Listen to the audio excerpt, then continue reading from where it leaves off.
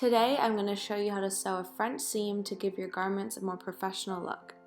French seams typically work better on a straight seam rather than a curved seam.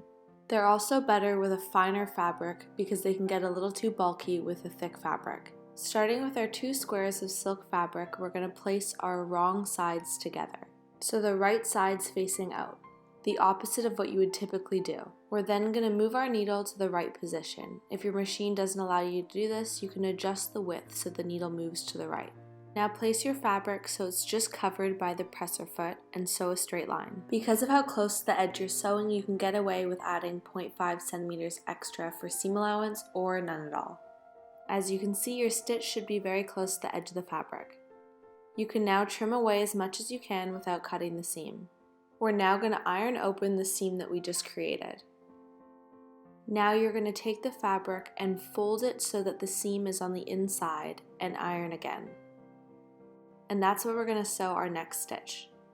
As you can see, the raw edges of our seam are now on the inside. With our needle still in the right position, we're going to sew with a 1 centimeter seam allowance. Making sure again that our wrong side of the fabric is facing out and its right side's facing together. We're now going to give our seam one last iron and we're all done.